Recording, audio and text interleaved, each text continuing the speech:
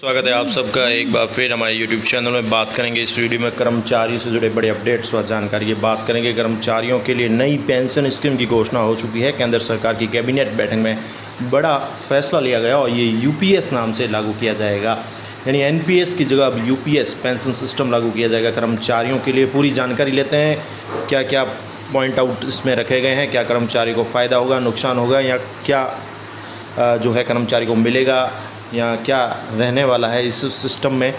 पूरी खबर है। चैनल में पहली बार है तो लाइक करें, सब्सक्राइब करें, आगे भी अपडेट्स मिलते रहेंगे। सबसे पहले बात करते हैं कर्मचारियों के लिए जो नई पेंशन स्कीम की घोषणा हो चुकी है। UPS सिस्टम इसको नाम दिया गया है। प्रधानमंत्री आवास पर PM मोदी की अध्यक्षता में ये बैठक हुई थी और इसमें केंद्रीय कैबिनेट की बैठक में कई फैसले लिए गए। उनमें से ही कैबिनेट के फैसलों की जानकारी दे रहे अश्विनी वैष्णव जो है, उन्होंने सभी कर्मचारियों के लिए UPS योजना को मंजूरी की है, यानी कि यूनिफाइड पेंशन स्कीम। केंद्र सरकार लाई है कर्मचारियों के लिए एक नई स्कीम, इसमें यूनिफाइड पेंशन स्कीम नाम दिया गया है और कैबिनेट की मंजूरी भी मिल चुकी है। अब नौकरी के बाद मिलने वाली पेंशन की जो स्कीम है सरकारी कर्मचारियों के लिए, वो नई हो जाएगी। इसमें NPS को लेकर थोड़ा बदलाव भी है।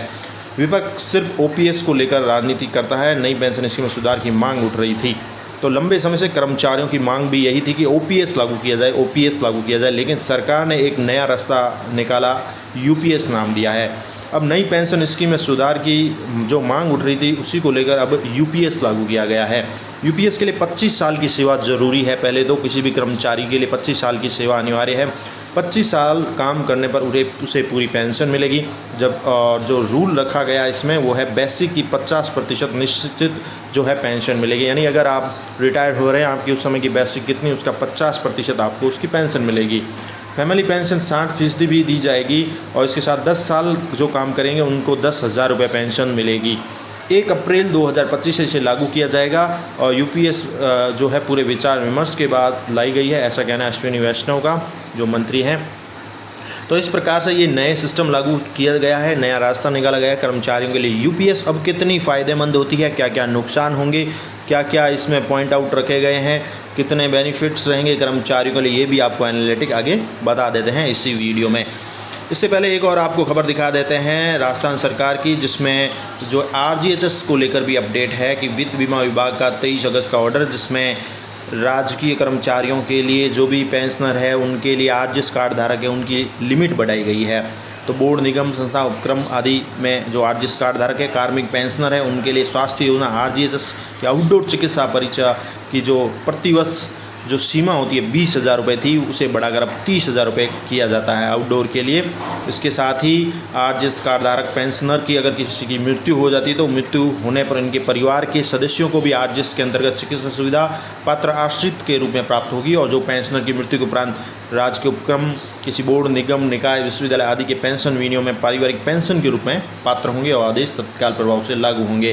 तो ये RGS को लेकर भी एक अपडेट है कि सीमा 20,000 से 30,000 कर दी गई है। इसके साथ ही जो पेंशनर है जिनकी मृत्यु हो जाती है और जो RGS कार्ड धारक है, तो उनके आश्रितों को भी चिकित्सा सुविधा आश्रित के रूप में प्राप्त होगी। चलिए अब आपको दिखा देते हैं एनालिटिक UPS, NPS और OPS, इनको लेकर क्या फ़ायदे कर्मचारियों को मिलते हैं, क्या नया सिस्टम जो है कर्मचारियों के लिए फ़ायदे होगा या नहीं। तो कर्मचारियों के लिए जो नया सिस्टम लागू किया गया है, यूनिफाइड पेंशन स्कीम, UPS नाम दिया गया इस पेंशन स्कीम को, तो सरकारी कर्मचारियों को कम से कम उसके लिए 25 साल की नौकरी होना ज़रूरी है। उसके बाद बेसिक पे का उसको 50% UPS के तहत पेंशन मिलेगी। अब 10 साल की जो नौकरी करेंगे उसके बाद उसको 10,000 रुपये पेंशन मिलेगी। NPS और UPS में दोनों में से कोई एक विकल्प चुनने का भी उनको मौका मिलेगा, यानी आप कर्मचारी के रूप में NPS रखना चाहें वो भी रख सकते हैं, UPS रखना चाहें वो भी रख सकते हैं। अब इनमें सबसे इम्पोर्टेंट बात करें तो ये है कि NPS में तो हमारा प्रतिशत जो है कर्मचारी का एक करता था निश्चित 10%, या जो भी है कुछ सरकार भी कंट्रीब्यूट करती थी वो जमा होता था। अब UPS में क्या रखा गया, क्या कंट्रीब्यूट होगा या नहीं, ये भी एक अहम मुद्दा है। और इसके साथ इसमें जो कर्मचारियों की बात की गई है 25% जो है 25 साल की सर्विस के बाद बेसिक पे का 50% मिलेगा, तो उसमें DA वगैरह मिलेगा, अन्य बेनिफिट मिलेंगे या नहीं, ये भी बड़ा सोचनीय वाली प्रश्न है, विचार करने योग्य है। इसके साथ ही आपको दिखा देते हैं UPS को लेकर जो अपडेट्स है हमारे पास, क्या और क्या क्या इस पेंशन स्कीम में खास बातें रखी गई है। तो इससे बात करें तो पेंशन की निश्चित जो राशि है 25 साल की न्यूनतम सेवानिवृत्ति से पहले अंतिम 12 महीनों में प्राप्त जो औसत मूल वेतन का है उसका 50%, यानी जो लास्ट जब रिटायर्ड होता है कर्मचारी उसका जो 50% है बेसिक मूल वेतन का, उसका पेंशन के रूप में उसको मिलेगा। और 10 वर्ष की सेवा तक कम सेवा के लिए आनुपातिक राशि के रूप में पेंशन मिलेगी। और साथ ही कर्मचारी की मृत्यु होने की स्थिति में तत्काल 60% की दर से पारिवारिक पेंशन सुनिश्चित की जाएगी। इसके साथ ही 10 वर्ष की सेवा के बाद सेवानिवृत्ति 10,000 प्रति माह की दर से उसको न्यूनतम पेंशन राशि मिलेगी। ये प्रावधान रखे जाएंगे। महंगाई दर के साथ इंडेक्सन की सुविधा मिलेगी। सुनिश्चित पेंशन, सुनिश्चित पारिवारिक पेंशन, सुनिश्चित न्यूनतम पेंशन पर महंगाई इंडेक्स के साथ समायोजन की सुविधा भी मिलेगी। साथ ही सेवानिवृत्ति ग्रेच्युइटी के अलावा एक मुश्त भुगतान का भी लाभ मिलेगा। इसके साथ ही 6 महीने की सेवा के लिए वेतन प्लस डीए की 10% रकम का एक मुश्त भुगतान होगा। यानी अगर किसी की 30 साल की सर्विस है तो उसे 6 महीने की सेवा के आधार पर एक मुश्त भुगतान इमोल्यूमेंट भी होगा। इस भुगतान को सुनिश्चित पेंशन की मात्रा कम नहीं होगी। तो 6 महीने की सेवा के लिए यानी कि वेतन प्लस डीए की 10% रकम का एक मुश्त भुगतान होगा। अगर किसी कर्मचारी की 30 साल की सर्विस होती है तो 6 महीने की सेवा की जो है उसके आधार पर भुगतान होगा। इस भुगतान के से सुनिश्चित पेंशन की मात्रा भी कम नहीं होगी। साथ ही 23 लाख कर्मचारी को इससे फ़ायदे की उम्मीद है। एनपीएस और यूपीएस लेने का विकल्प भी मिलेगा। अब हम थोड़ा और एनालिटिक करते हैं, क्या इससे कर्मचारी को फ़ायदा होगा, क्या क्या कमियां भी रही है इस यूपीएस सिस्टम में जो सरकार ने नया लागू तो किया है। ओपीएस की तरह ही क्या इससे फ़ायदे मिलेंगे या इसमें क्या जो कमियां रहेगी वो भी आपको दिखा देते हैं जो हमने एनालिटिक की है।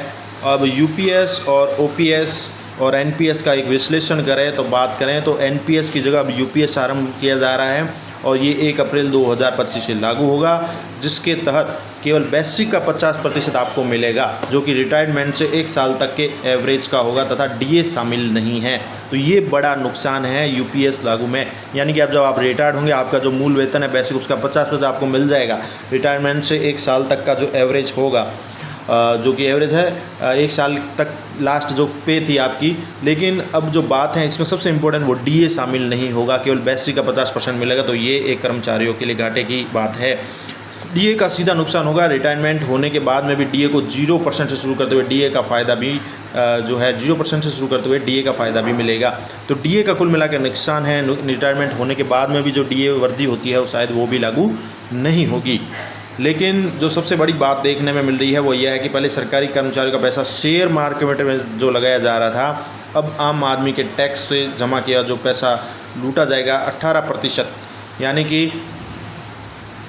कुल मिलाकर शेयर मार्केट वाली बात जो इसमें है वो अब हटा दिया जाएगा। यानी केवल डायरेक्ट जो बेसिक का है वो सिस्टम होगा। तो शेयर मार्केट वाली जो कह सकते हैं कर्मचारियों का पैसा शेयर मार्केट में डाला जा रहा था वो इसमें एक तो है कम हो जाएगा, क्योंकि शेयर मार्केट में नहीं लगाया जाएगा। तो ये एक बेनिफिट हो सकता है। दूसरी बात है, अगली बात करें तो जो कर्मचारी पे कमीशन लागू होने के बाद में जितना जल्दी रिटायर होगा उसको उतना ही कम नुकसान होगा। लेकिन जो कर्मचारी पे कमीशन लागू होने के बाद में अगले 10 साल तक रिटायर होगा उसको वैसे वैसे आगे बढ़ते हुए डीए का नुकसान होता जाएगा। यानी डीए 0% रहेगा रिटायरमेंट तक। तो ऐसे कर्मचारी जो पे कमीशन लागू होने के बाद जितना जल्दी रिटायर्ड होगा उसको उतना ही कम नुकसान होगा। और लेकिन जो कर्मचारी पे कमीशन लागू होने के बाद अगले 10 साल तक रिटायर होगा उसको वैसे वैसे आगे बढ़ते हुए डीए का नुकसान ही होगा, क्योंकि डीए एंड में जो रिटायरमेंट ये सब नहीं मिलने वाला। कुल मिलाकर एक नया कह सकते हैं झुंझुना है। सरकार ने नया रास्ता निकाला है।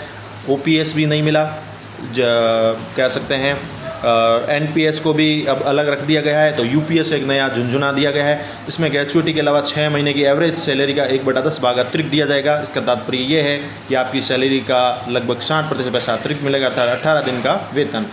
तो कर्मचारी की बात करें तो इसमें 10% की कटौती होती थी एनपीएस में, लेकिन इसमें कोई कटौती की बात नहीं की गई। कोई कटौती नहीं होगी, सरकार भी कोई कंट्रीब्यूट नहीं करेगी। डायरेक्ट जो आपका मूल बेसिक वेतन उसका ही आपको दे दिया जाएगा। जो भी लास्ट 12 महीनों की अंतिम सैलरी जो बेसिक मूल वेतन है उसका जो भी है 50% पेंशन के रूप में मिलेगा। तो कर्मचारियों के लिए कुल मिलाकर एक नया रास्ता निकाला गया है। कुल मिलाकर देखें तो ज़्यादा कोई फ़ायदेमंद चीज़ नहीं है कर्मचारियों के लिए, क्योंकि इसमें जो है जीपीएफ वाली वो सेविंग वाली बात नहीं रहेगी। और लास्ट में बात करें तो कर्मचारी जब रिटायरमेंट होता है तो जो उसको पेंशन बनती है उसमें डीए वगैरह है, अन्य बेनिफिट्स हैं वो इसमें नहीं मिल पाएंगे। तो कुल मिलाकर जो बात है ओपीएस ओल्ड पेंशन स्कीम की बराबरी ये नहीं कर पाएगा। ये केवल एक रास्ता निकाला गया है सरकारी कर्मचारियों को खुश करने का, बाकी इसमें ज़्यादा कोई फ़ायदेमंद वाली चीज़ नहीं है। धन्यवाद।